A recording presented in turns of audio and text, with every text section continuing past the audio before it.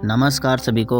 आज हम बात करने वाले हैं सहस्त्रार चक्र की। यह चक्र हमारे आध्यात्मिक क्षेत्र का देह का अंतिम चक्र है। इस चक्र को सहस्त्रार चक्र, ब्रह्म चक्र कहा जाता है, सौभाग्य चक्र कहा जाता है। बात इसके रंग की जाए तो यह बैंगनी रंग का होता है। हमारे इंद्रधनुष में जितने भी कलर हैं उन सभी कलरों का जो क्रम है वह हमारे ऊर्जा चक्रों से मिलान खाता है, क्योंकि ये चक्रों का जो कलर है उस विषय में हम भी थोड़े से भ्रमित हो गए थे कि आखिर इन चक्रों का कलर क्या है। तो इसमें जितनी हमने रिसर्च की उतने ज़्यादा कंफ्यूज होते गए, क्योंकि सभी ने अलग अलग इन चक्रों का कलर बता रखा था। तो हमने रिसर्च करना ही बंद कर दिया और ईश्वर से प्रार्थना की कि हम इस चीज़ में आगे नहीं बढ़ पा रहे हैं और भ्रमित होते जा रहे हैं। तभी हमें जानकारी मिली कि एक बार जो ये प्रकृति हैं इसमें थोड़ा सा गौर करो।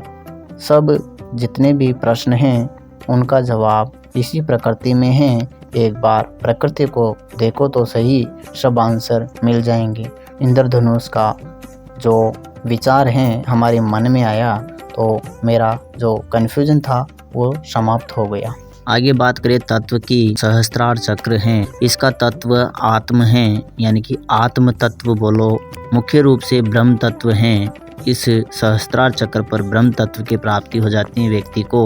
एक प्रकार से अगर सरल भाषा में समझाया जाए तो यही आत्म तत्व है, यही ब्रह्म तत्व है, यही शिव तत्व है, यही शक्ति तत्व है, यही विष्णु तत्व है। जो भी आप बोलना चाहे यही ब्रह्म है। आप अहम ब्रह्मास्मि बोलो या शिवोहम बोलो, ये सब ब्रह्म की ही बात करते हैं, शुद्ध चेतना की ही बात करते हैं। बात लक्षण की जाए तो इस चक्र का लक्षण शुद्ध चेतना है। यहाँ पर आने के बाद व्यक्ति की चेतना शुद्ध हो जाती है, वह मूल स्वरूप को प्राप्त हो जाता है। व्यक्ति जीव जो हैं वो ब्रह्म बन जाता है, जीव हैं जो शिव बन जाता है। लक्षण शुद्ध चेतना है। जैसा कि निर्वाण षटकम में जो कहा गया है, शुद्ध चेतना जिसको बताया गया है, शिवोहम जिसको बताया गया है, ये वही तत्व हैं, वही लक्षण हैं। शुद्ध चेतना इसका लक्षण है।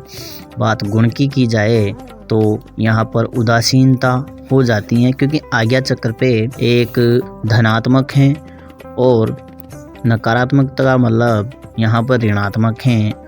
तो व्यक्ति इस जगह पर आकर ना तो ऋणात्मक होता है और ना ही धनात्मक, वह उदासीन हो जाता है, वह दोनों के बीच की स्थिति में आ जाता है।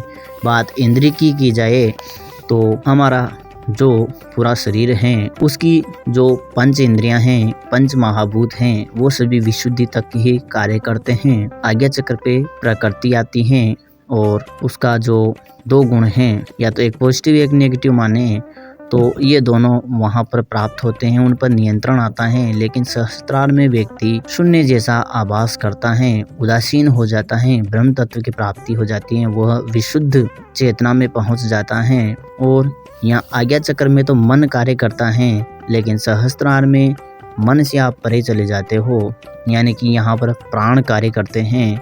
यहाँ पर आने के बाद व्यक्ति अगर प्राण क्रिया के जरिए चाहे तो वह शरीर से बाहर भी निकल सकता है और शरीर में भी रह सकता है, वो उसके ऊपर है वो क्या करता है। बात अगर उपचक्र की जाए तो इस चक्र का उपचक्र हमारी हथेली में होता है, बीचों बीच होता है, जहाँ पर आशीर्वाद की मुद्रा में जो बीच में ओम लिखा जाता है, ये वही चक्र है। और गीता के अनुसार भी जिसकी बात की गई है, मैं ब्रह्म हूँ, मैं काल हूँ और मुझे प्राप्त करने का एकमात्र मंत्र ओम है। तो इस चक्र को जागृत करने का एकमात्र मंत्र ओम है। नीचे के जितने भी चक्र हैं, मूलाधार, स्वादिष्ठान, मणिपुर, अनाहत, विशुद्धि, आज्ञा चक्र, इन सब का अलग अलग मंत्र हैं। लेकिन जो ये ओम है इसका जाप करने से एक साथ नीचे से पूरे चक्र जागृत हो जाते हैं। और आगे बात करें देव की तो इस चक्र का देव ब्रह्म है, और देवी की बात की जाए तो पराशक्ति हैं, इसको ईश्वरीय शक्ति हम बोल सकते हैं। आगे बात करें ग्रह की तो यहाँ पर किसी भी ग्रह का कोई प्रभाव नहीं होता है, ना ही दुष्प्रभाव होता है। यहाँ पर व्यक्ति उदासीनता की स्थिति में रहता है तो यहाँ पर ऊर्जा काम करती है। यहाँ पर कोई ग्रह वगैरह कोई प्रभाव नहीं डाल पाता व्यक्ति के ऊपर। बात अगर लोक की जाए तो यहाँ पर सतलोक का वास होता है। संतों ने इसी को सतलोक बताया गया है। बात विज्ञान के अनुसार समझी जाए तो विज्ञान सतलोक को ब्रह्मांड के नाम से जानता है और जैसा कि शास्त्रों में कहा गया है कि सब कुछ नष्ट हो जाता है लेकिन सतलोक नष्ट नहीं होता है। ये वही लोक हैं। सब कुछ नष्ट हो जाता है लेकिन ब्रह्मांड नष्ट नहीं होता है। बात केंद्र की जाए तो सहस्त्रार चक्र ईश्वरीय शक्ति का केंद्र है। यहाँ पर व्यक्ति जिस ईश्वर की जिसकी भी पूजा करता है उससे पूरी तरह से जुड़ जाता है।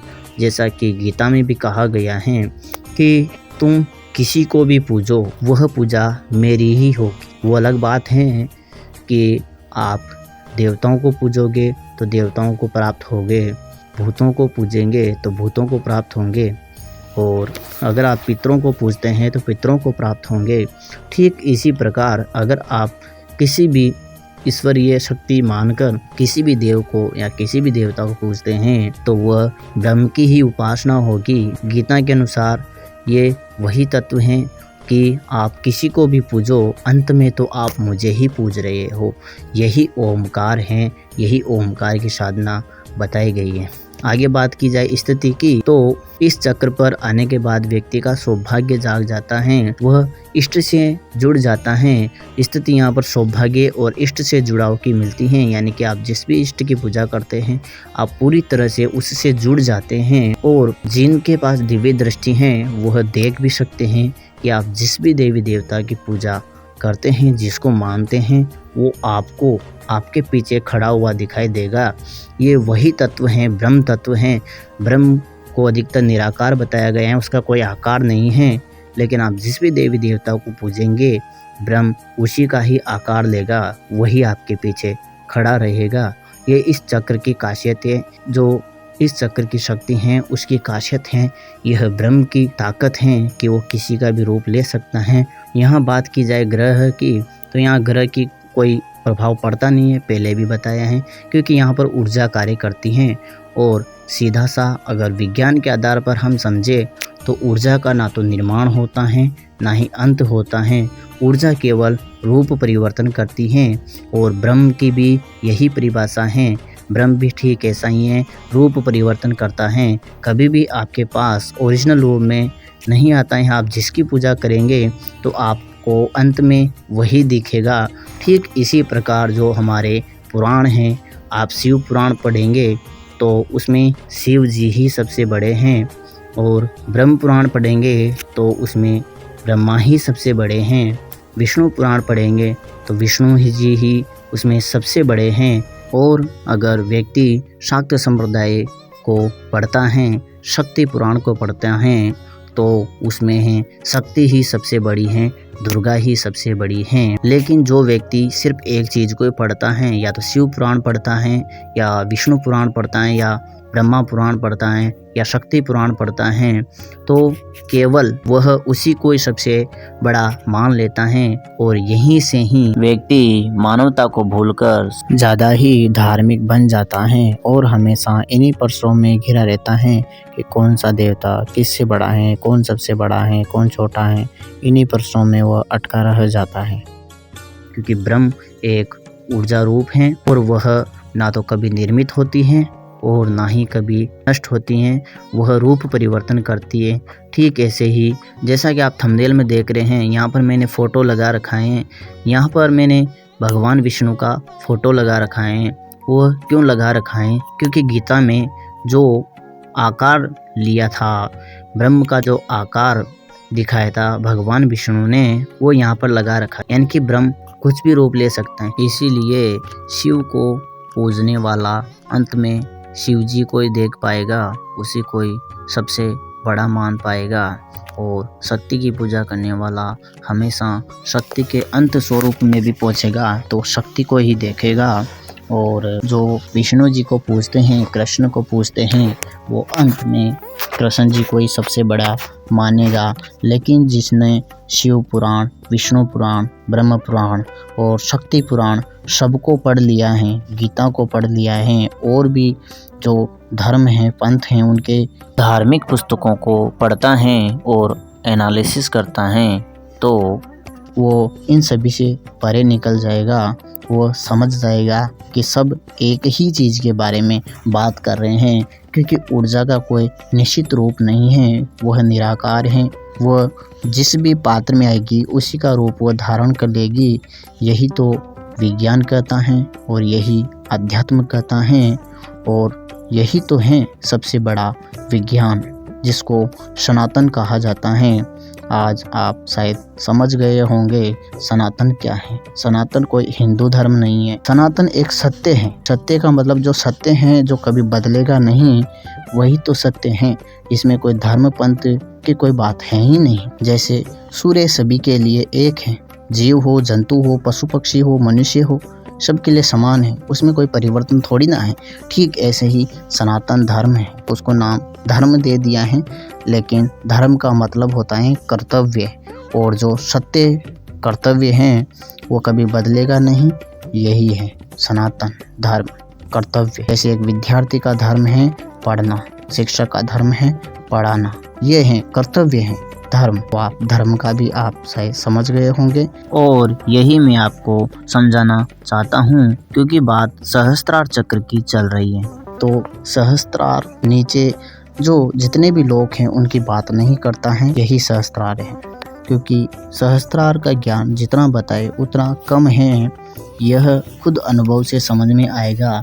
किताबी ज्ञान से भी समझ में आता है, लेकिन अनुभव से ज़्यादा समझ में आता है। हर चीज़ को समझने लग जाता है व्यक्ति, इसलिए ध्यान करे। और ब्रह्म को जानना है तो ओम को सिद्ध करे, ओमकार का जप करे, क्योंकि एकमात्र यही ऊर्जा चक्र है जो व्यक्ति को ईश्वर की ओर अग्रसर करता है, निराकार के मार्ग पर अग्रसर करता है, परमात्मा के मार्ग पर अग्रसर करता है।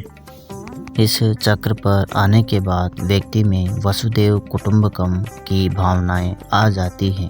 आशा करता हूँ सहस्त्रार का ज्ञान आपको समझ में आया होगा। फिर भी कुछ छूट जाता है तो आप हमें ज़रूर बताएं। नमः शिवाय, नमः श्री काली।